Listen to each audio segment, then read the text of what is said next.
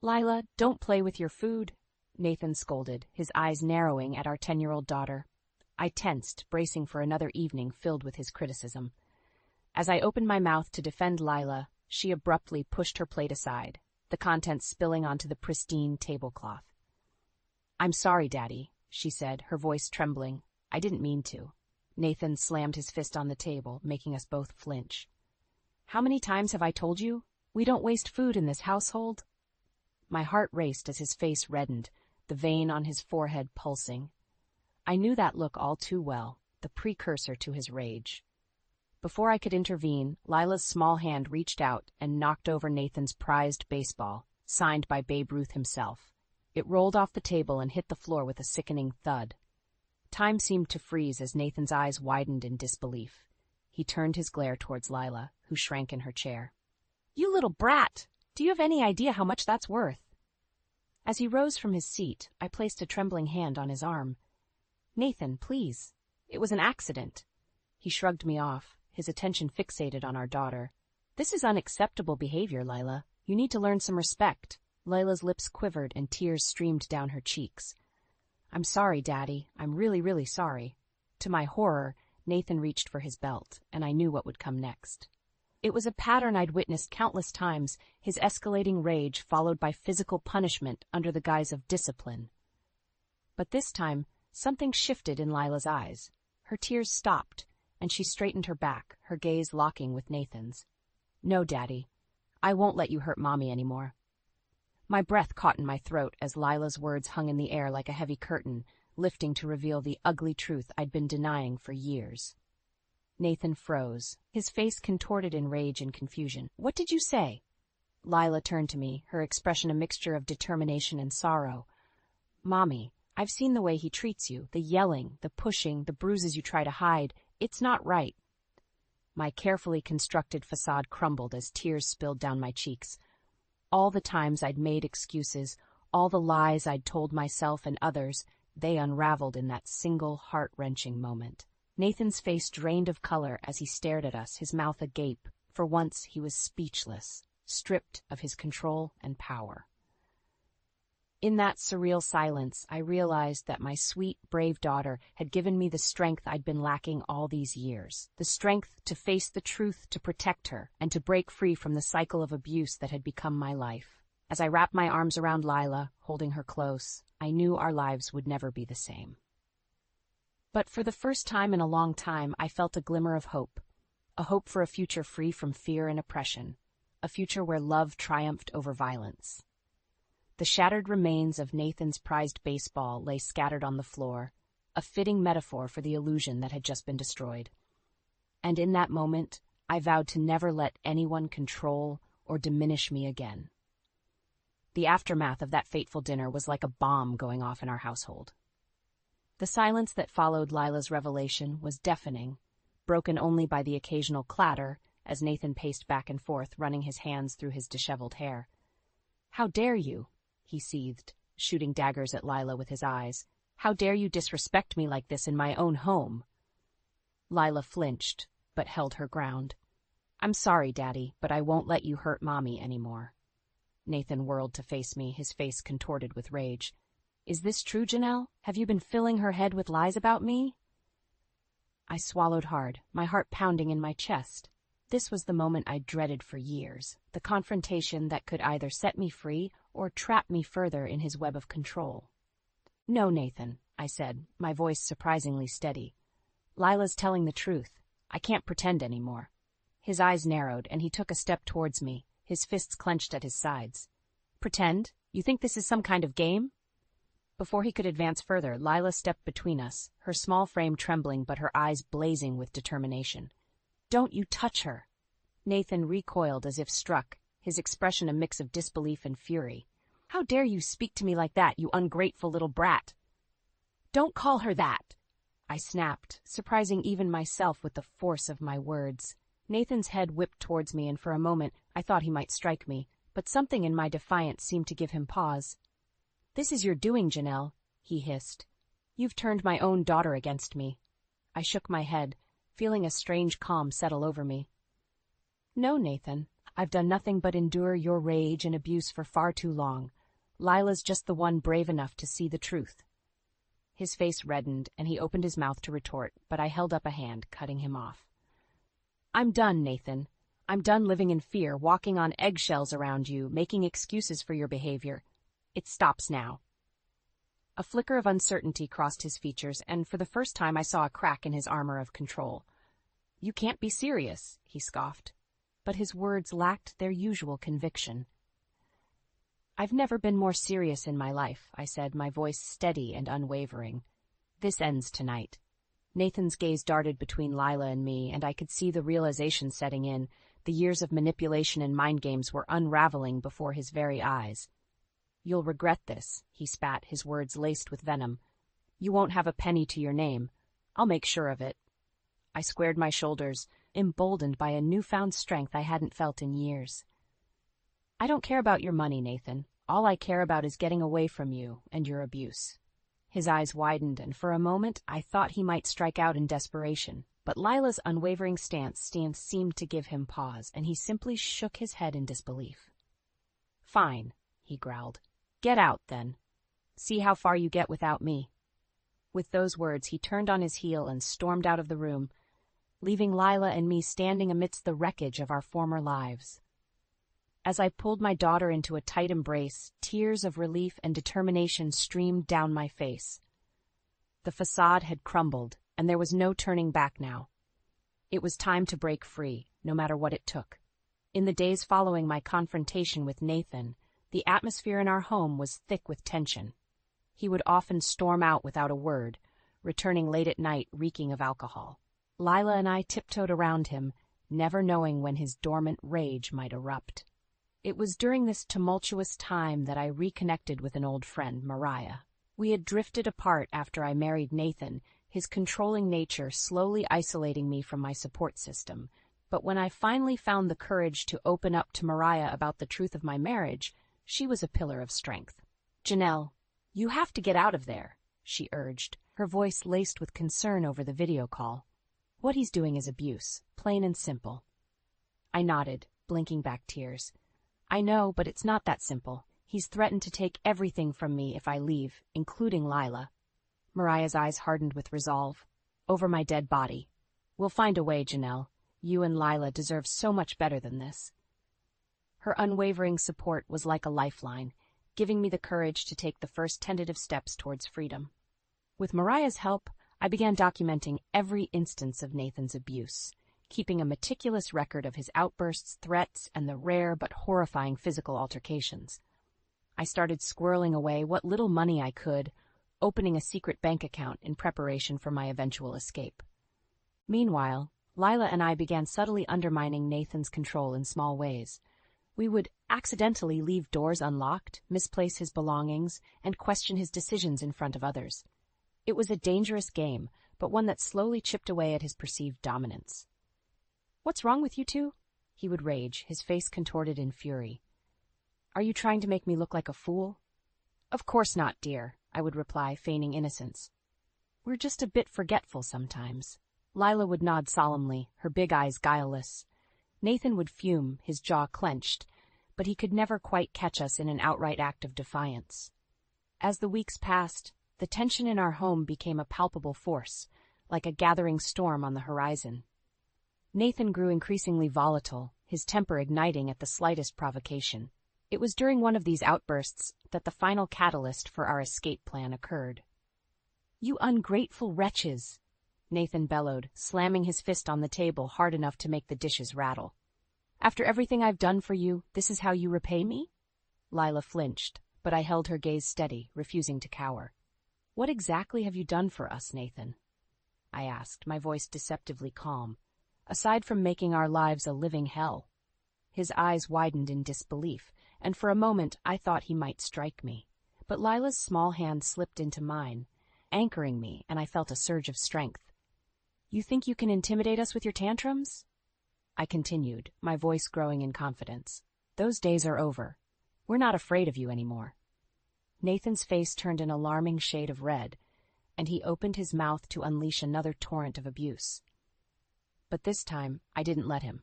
"Save your breath," I said, rising from the table. We're leaving, Nathan, tonight. His eyes narrowed and a cruel sneer twisted his lips. You'll never make it without me. I'll find you. And when I do. But I didn't let him finish. With Lila's hand in mine, I turned and walked away, leaving him sputtering in impotent rage behind us. As we packed our meager belongings, a sense of determination surged through me. The storm had gathered, and now it was time to weather it, no matter what stood in our way. In the days following our declaration to leave, Nathan's behavior became increasingly erratic and menacing. It was as if he sensed the impending loss of control, and it drove him into a frenzy of desperation. You think you can just walk away from me? He snarled one evening, cornering me in the kitchen while Lila was at school. After everything I've given you? I stood my ground, refusing to cower. You've given us nothing but misery, Nathan. We deserve better. His eyes narrowed, and he took a step closer, invading my personal space. Better? You ungrateful bitch. Without me, you'd be nothing. The stale scent of alcohol on his breath made my stomach churn, but I held firm, my heart pounding in my chest. That's where you're wrong, I said, my voice steady despite the fear coursing through me. Without you, we'll finally be free. A muscle twitched in his jaw, and for a moment I thought he might strike me. But then a cruel smile spread across his face, sending a chill down my spine. Free? He scoffed. You'll never be free of me, Janelle. I own you, and I own that little brat of a daughter you've turned against me. My hands clenched into fists at my sides, and I had to bite back the urge to lash out. You don't own us, Nathan, I ground out, my voice trembling with barely contained fury. We're not your possessions. His smile twisted into a sneer, and he leaned in closer, his breath hot on my face. We'll see about that. Before I could react, he grabbed my arm in a vice-like grip, his fingers digging into my flesh. I cried out in pain, instinctively trying to pull away, but he held fast. Let go of me, I demanded, but my words only seemed to fuel his rage. Or what, he taunted, his eyes glinting with malice. You'll run away like a scared little mouse? You're not going anywhere, Janelle, not until I say so. Panic clawed at my chest as I struggled against his iron grip, but it was no use. He was stronger, fueled by years of pent-up anger and a desperate need for control. Just when I thought I couldn't take any more, a small voice pierced the tension. Daddy, stop! You're hurting her! We both froze as Lila stepped into the kitchen, her eyes wide with fear and determination. Nathan's grip on my arm loosened slightly, but he didn't release me. Stay out of this, Lila, he growled. This is between your mother and me. But Lila didn't back down. No, Daddy, it's not just about you anymore. We're leaving, and you can't stop us. Nathan's face contorted with rage, and he shoved me aside, turning his attention to our daughter. You little brat, you think you can talk to me like that? Before he could take a step towards her, I placed myself between them, my heart pounding with a mixture of fear and resolve. Don't you dare touch her, I warned, my voice low and unwavering. Nathan's eyes widened in disbelief, and for a moment he seemed taken aback by my defiance. Or what? He sneered, but there was a flicker of uncertainty in his gaze. I squared my shoulders, drawing strength from Lila's unwavering presence behind me. Or you'll regret it, I said, my words carrying a weight and conviction I'd never felt before. This ends now, Nathan. One way or another, we're walking out of here, and you can't stop us. His eyes narrowed, and he clenched his fists at his sides, his whole body trembling with barely contained fury. For a moment I thought he might strike out in a blind rage. But then something shifted in his expression, a glimmer of realization that his power was slipping through his fingers like sand. With a snarl of impotent rage, he turned and stormed out of the kitchen, leaving Lila and me standing together, our bond stronger than ever. As I pulled my daughter into a fierce embrace, I knew that the tide had turned. Nathan's desperation had pushed us to our limits, and now there was no going back. The time for our escape had come. In the aftermath of Nathan's explosive outburst, Lila and I huddled together, our hearts still racing from the confrontation. It was a harsh reminder that our plan to escape had to move forward, no matter the risks. As I held my daughter close, trying to soothe her trembling, a sudden knock at the door made us both jump. My blood ran cold, fearing it was Nathan, returned to unleash his fury once more. But when I cautiously peered through the peephole, I was greeted by an unexpected sight. Nathan's business partner, Michael, shifting nervously on the doorstep. "Janelle," he said in a hushed voice when I cracked the door open. "I need to talk to you. It's important." I hesitated, glancing back at Lila, who nodded in silent encouragement. With trembling hands, I ushered Michael inside, my mind racing with possibilities. Once the door was closed, Michael didn't waste any time. "Janelle, I know what's been going on," he said, his voice laced with a mix of shame and determination. "The way Nathan treats you, the way he rules through fear and intimidation, it's not right." My heart skipped a beat as I processed his words. Had our struggles been visible to outsiders all along? Michael must have sensed my trepidation, for he pressed on. "I'm not the only one who's seen it, Janelle. There are others at the firm who know the truth about Nathan's behavior, both at home and at work." A flicker of hope ignited within me, even as dread coiled in my stomach. If Nathan's colleagues were aware of his true nature, it could either be our salvation or our downfall. "What do you mean?" I asked, my voice barely above a whisper. Michael's gaze hardened with resolve. "We've been documenting his actions, gathering evidence of his unethical practices and abuse of power. It's only a matter of time before the truth comes out and he's held accountable." I couldn't help but glance at Lila, a silent question in my eyes. She gave a slight nod, and I turned back to Michael, steeling my nerves. "And what does this have to do with us?" I asked, my voice stronger now. Michael's expression softened, a hint of sympathy in his eyes. "Janelle, we know what he's put you through, and we want to help." My breath caught in my throat as the weight of his words settled over me. Help, a lifeline we hadn't dared to hope for. "How?" I asked, my voice trembling with a mix of hope and trepidation. Michael reached into his jacket pocket and produced a small flash drive. "This contains evidence of Nathan's misdeeds, both personal and professional. Enough to ensure he can never hurt you again." He extended the drive towards me, his gaze unwavering. "Take it, Janelle. Use it to protect yourself and your daughter, and know that you have allies, even in the shadows." My hand trembled as I reached out and took the drive, its weight seeming to anchor me in that surreal moment. Allies. A concept so foreign yet so desperately needed. "Thank you," I whispered, my voice thick with emotion. "I don't know what to say."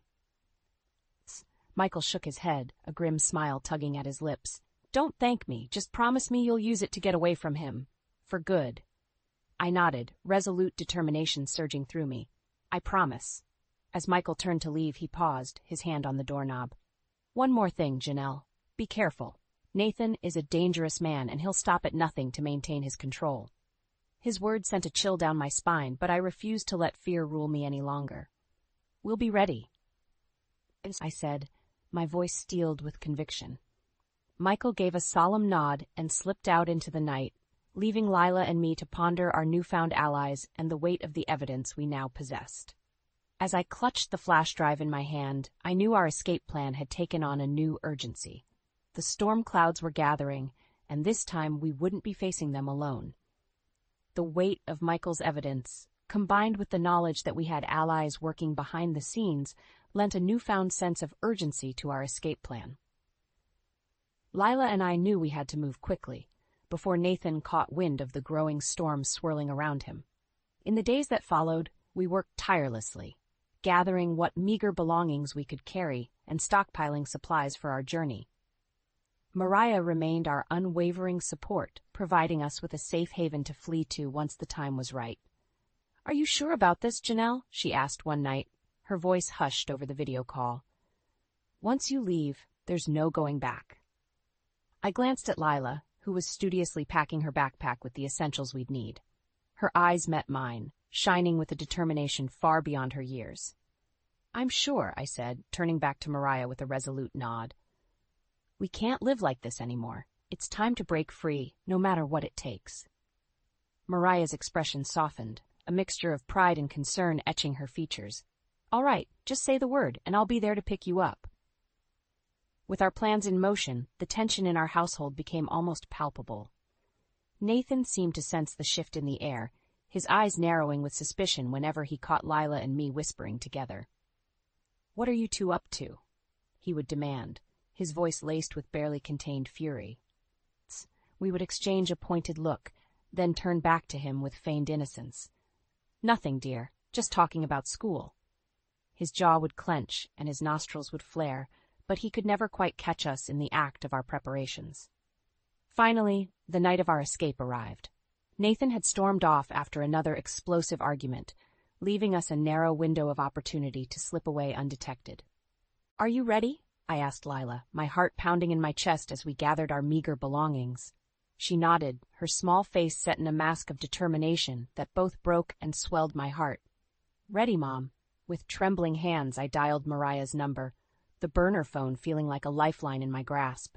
"It's time," I whispered when she answered, my voice thick with a mix of fear and exhilaration. "I'm on my way," Mariah responded, her voice steady and reassuring. "Stay strong, Janelle. Help is coming." As we waited for Mariah's arrival, every creak and groan of the old house seemed amplified, setting my nerves on edge. What if Nathan returned early? What if he caught us before we could escape? But then a familiar car pulled up outside, and Lila's small hand slipped into mine, anchoring me in the moment. "Let's go, Mom," she said, her voice trembling but her eyes shining with determination. With a deep breath, I shouldered our meager belongings and followed my daughter out into the night, leaving behind the prison of our former life. As we slipped into Mariah's waiting car, I couldn't help but glance back at the house one last time. The curtains in Nathan's study fluttered, and for a fleeting moment I thought I saw his silhouette in the window, watching our escape.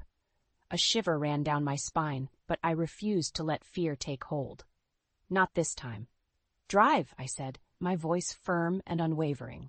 Mariah didn't need to be told twice. With a sharp nod, she peeled away from the curb, whisking us into the night and towards an uncertain future, but one that was ours to shape, free from Nathan's oppressive shadow. As the miles stretched between us and our former prison, I felt a weight lift from my shoulders, replaced by a sense of exhilaration and newfound determination. We were free. And nothing, not even Nathan's wrath, would ever shackle us again. In the weeks following our daring escape, Lila and I found ourselves constantly looking over our shoulders, half expecting Nathan to appear and drag us back into his web of control and abuse. But as the days turned into weeks, and we settled into our new life with Mariah's support, the constant fear gradually gave way to a sense of cautious hope. It was during this transition that the first cracks in Nathan's carefully constructed facade began to show. Whispers of his unethical business practices and abusive behavior started to circulate, fueled by the anonymous leaks of evidence from his former colleagues. At first, the rumors were little more than idle gossip, easily dismissed by Nathan's legal team and PR machine. But as more and more damning evidence came to light, the scrutiny intensified, quickly spiraling into a full-blown media firestorm. "Have you seen the news?" Mariah asked one morning, her voice laced with a mixture of triumph and concern as she handed me a newspaper. My heart skipped a beat as I took in the headlines, emblazoned across the front page: "Local businessmen accused of abuse and corporate misconduct." Accompanying the article was a grainy photo of Nathan, his face twisted in a snarl as he pushed past a crowd of reporters. The caption read, "Moore denies allegations, vows legal retaliation." I felt a surge of conflicting emotions, relief that the truth was finally coming to light, tempered by the lingering fear that Nathan's wrath would inevitably find us. "He's not going to let this go, is he?" I murmured, my fingers tracing the lines of his enraged expression. Mariah shook her head grimly. "Probably not, but we're ready for him, Janelle. He can't hurt you anymore." Her words were a sobering reminder of the allies we had in our corner, the ones who had risked everything to expose Nathan's misdeeds and provide us with the evidence we needed to protect ourselves. As the days wore on, the media frenzy around Nathan's scandals only intensified. Reporters camped outside his office and home, shouting questions and snapping photos, as he tried in vain to maintain his crumbling facade of control. "No comment," he would snarl, pushing his way through the throngs of journalists, his face contorted with fury. But the leaks kept coming, each new revelation more damning than the last. Evidence of financial misdeeds, sexual misconduct allegations, and even whispers of criminal activity. It was as if a floodgate had been opened, and Nathan's carefully curated image was being washed away by the torrent of truth. Through it all, Lila and I watched from the safety of our new home, a strange sense of karmic justice washing over us as we witnessed Nathan's downfall unfold. "He deserves it, doesn't he, Mom?" Lila asked one evening, her eyes glued to the news coverage of yet another damaging expose. I hesitated, torn between the desire for retribution and the lingering fear that Nathan's reach might still extend beyond our grasp. "I don't know, honey," I said finally, pulling her close. "But what I do know is that he can't hurt us anymore. We're safe, and that's all that matters." Lila nodded, her brow furrowed as she considered my words. Then a small smile tugged at the corners of her mouth. "I'm glad he's getting what he deserves," she said, her voice laced with a conviction far beyond her years. "After everything he did to us, it's only fair." As I looked into her eyes, shining with a newfound strength and resilience, I couldn't help but feel a swell of pride. My daughter, once so small and vulnerable in the face of Nathan's rage, had emerged as a fierce warrior, her spirit unbroken by the trials we'd endured. And in that moment, I knew that no matter what the future held, we would face it together, stronger, wiser, and forever free from the shackles of Nathan's oppression. His empire might crumble, his reputation lie in tatters, but we had something far more precious: our freedom, our dignity, and a bond that not even his most vicious attacks could sever. As the news continued to document Nathan's rapid descent into disgrace, a part of me couldn't help but revel in the sweet taste of revenge, not for myself, but for the countless others who had suffered under his tyranny. The monster had been exposed, and now he would reap the consequences of his actions, one devastating blow at a time. As the dust settled on Nathan's spectacular fall from grace, Lila and I found ourselves standing at a crossroads, faced with the daunting task of rebuilding our lives from the ashes of our former existence. "Where do we go from here, Mom?" Lila asked one evening as we sat together, the flickering glow of the TV illuminating her pensive expression. I exhaled slowly, pondering her question. For so long our world had revolved around survival, dodging Nathan's fury, plotting our escape, clinging to the hope of freedom. But now that we had achieved that elusive goal, the path forward seemed simultaneously daunting and exhilarating. "Anywhere we want, honey," I said finally, reaching out to tuck a stray strand of hair behind her ear. "The world is ours now." A small smile tugged at the corners of Lila's mouth, and I saw a glimmer of the carefree child she had once been before the weight of Nathan's oppression had stolen her innocence. "I like the sound of that," she murmured, her eyes sparkling with newfound hope. In the weeks that followed, Lila and I made the difficult decision to leave our temporary sanctuary with Mariah and strike out on our own. As much as we were grateful for her unwavering support, we both felt the need to forge our own path, free from the lingering shadows of our past. With the help of the evidence provided by Nathan's former colleagues, I was able to secure a modest settlement from his rapidly crumbling empire. Not nearly enough to compensate for the years of torment, but a start nonetheless. And so, armed with our meager belongings and a newfound sense of determination, Lila and I set off for a fresh start in a new town, leaving the specter of Nathan's abuse firmly in our rearview mirror. As we settled into our cozy apartment, unpacking the few possessions we had managed to salvage, I couldn't help but marvel at the journey that had brought us to this point. The strength it had taken to break free, the courage to face the unknown, and the resilience to forge ahead in the face of overwhelming adversity. "Are you happy, Mom?" Lila asked one evening as we sat together on our second-hand couch, the scent of takeout pizza wafting through the air. I looked around our modest surroundings, taking in the mismatched furniture and the peeling paint on the walls. To an outsider, it might have seemed like a life of hardship and struggle. But in that moment, all I felt was a profound sense of contentment and gratitude. "Happier than I've been in a very long time," I replied, pulling her into a warm embrace. Lila snuggled against me, a contented sigh escaping her lips. "Me too, Mom. Me too." In the months that followed, Nathan's name faded from the headlines, his misdeeds and scandals replaced by the next sensational story du jour. But for us, his legacy lived on in the scars we bore, both physical and emotional, and the hard-won lessons we had etched into our souls. I would be lying if I said his shadow didn't linger, casting occasional doubts and fears across our newfound peace. But each time those whispers of the past threatened to overwhelm us, We would draw strength from the bond we had forged in the fires of our struggle. We were survivors, warriors, and above all, a family united by an unbreakable love that had carried us through the darkest of storms.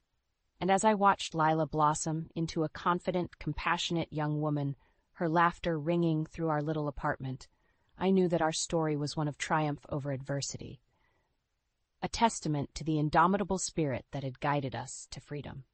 Nathan's reign of terror was over, his power and influence reduced to ashes.